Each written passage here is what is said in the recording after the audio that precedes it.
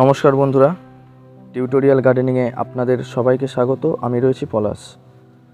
বন্ধুরা, ছবিতে দেখছেন একটি সুমিষ্ট কালো জামের গাছ। সাইজে খুব বড় হয় জামগুলি এবং খেতেও অত্যন্ত সুস্বাদু। গাছটি মাত্র 1 বছরের গাছ। গাছটির গ্রোথ খুবই ভালো। গত 1 বছরে এর পরিচর্যা খুব সুন্দরভাবে করেছি আমি, যার ফলে আপনারা দেখতেই পাচ্ছেন কত সুন্দর জাম হয়েছে গাছটিতে এবং আরও জাম এসেছিল, কিন্তু গরমের কারণে অনেক জাম ঝরে গিয়েছে এবং ফুল থাকা অবস্থাতেও কিছুটা ঝরে গিয়েছে, তাও কিছুটা টিকে গিয়েছে। কিন্তু কালকে ঝড়ের ফলে আমার গাছটি থেকে প্রায় 50% জাম ঝরে গিয়েছে।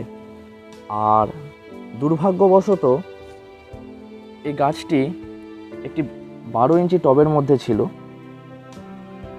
কালকে প্রচণ্ড ঝড়ে টবটি ভেঙে গিয়েছে, যার ফলে আমাকে এটি এখন অন্য একটি টবের মধ্যে প্রতিস্থাপন করতে হবে। গাছটি কত সুন্দর তৈরি হয়েছে, গাছের গ্রোথ দেখুন কত সুন্দর এবং কতগুলি ডালপালা এবং খুব ঝোপালো শেপ নিয়ে গাছটি আমার ছিল। কিন্তু দুর্ভাগ্যবশত প্রকৃতির কারণে আমার টবটি পড়ে গিয়ে ভেঙে যায়। গাছটির দেখুন রুট বলটি কত সুন্দর, খুব সুন্দর গ্রোথ হয়েছে গাছটার। আমার হাতের দিকে দেখুন কত সুন্দর মোটা, আর উপরের দিকে দেখুন কত সুন্দর ডালপালা। যেহেতু ফল ধরা গাছ, গাছের মধ্যে ফল আছে, আমাদের একটু সাবধানতা অবলম্বন করে এই গাছটিকে রিপোর্ট করতে হবে, যাতে পরবর্তীতে এই ফলগুলো ঝরে না যায়। সেজন্য আমি ভিডিওটা আপনাদের সাথে শেয়ার করতে এসেছি। আপনারা চেষ্টা করবেন আপনাদের ছাদ বাগানে একটি জাম গাছ রাখার, কেননা জামে অনেক পুষ্টিগুণ রয়েছে যা আমাদের শরীরকে অনেক রোগের হাত থেকে রক্ষা করে। এই গাছটিকে আমি এখন একটি ফলের ক্যারেটে প্রতিস্থাপন করব।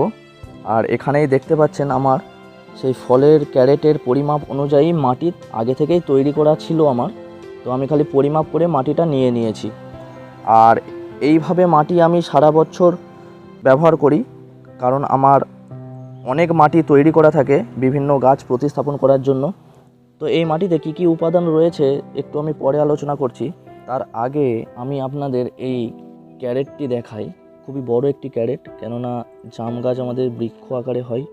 যেহেতু এটি গ্রাফটেড গাছ, তো বেশি বড় হবে না, কিন্তু এর ডালপালাগুলি এবং কাণ্ড খুবই মোটাসোটা হয়। তো যার ফলে আমি 16x20 একটা ফলের ক্যারেট নিয়েছি। আর ফলের ক্যারেটটিতে দেখুন আমি ভালো করে বস্তা দিয়ে মুড়িয়ে দিয়েছি। এরকম যদি ফলের ক্যারেটে আপনারা যে কোনো গাছ প্রতিস্থাপন করেন, তাহলে অবশ্যই এরকম বস্তা দিয়ে ভালো করে মুড়িয়ে দেওয়ার চেষ্টা করবেন, কেননা ফলের ক্যারেটে আমরা সবাই জানি অসংখ্য ছিদ্র থাকে। তো আমরা যদি ডাইরেক্ট মাটি দিয়ে গাছ বসিয়ে দিই, তাহলে কি হবে, এই ফাঁকা অংশ দিয়ে মাটি এবং খাদ্য উপাদান বেরিয়ে যাবে, ফলে জল দিলে আপনাদের সেখানে ছাদটা নোংরা হয়ে যেতে পারে। তো অবশ্যই এইভাবে সিমেন্টের বস্তা অথবা চটের বস্তা দিয়ে মুড়িয়ে নেবেন। বন্ধুরা, আমি আমার বিভিন্ন গাছের জন্য মাটি একেবারেই তৈরি করে নিই, তো এটিও আমি আগে থেকেই তৈরি করে রেখেছি।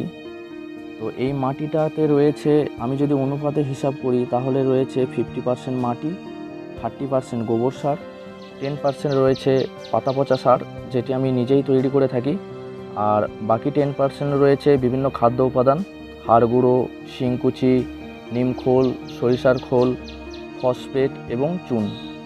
আর তার সাথে বন্ধুরা 10% আমি কোকোপিট মিশিয়ে থাকি, কেননা যেহেতু ছাদ বাগান এবং টবের গাছ, কোকোপিট আমাদের একটি গুরুত্বপূর্ণ ভূমিকা পালন করে।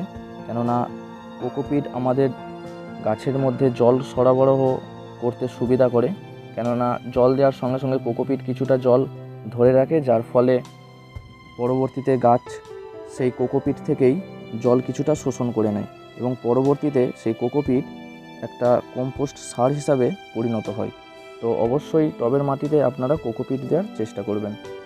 তো বন্ধুরা, আমি এখন এই ফলের ক্যারেটটির মধ্যে মাটি ভরে দেবো।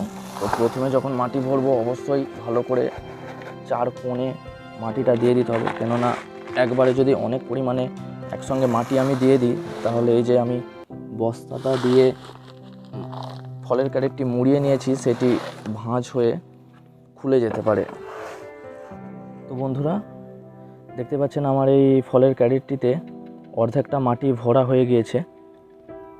তো অর্ধেকটা মাটি যেহেতু ভরা হয়ে গেছে, আমি এবার এই গাছটিকে বসিয়ে দেখে নেব যে আমার ঠিকঠাক আছে কিনা।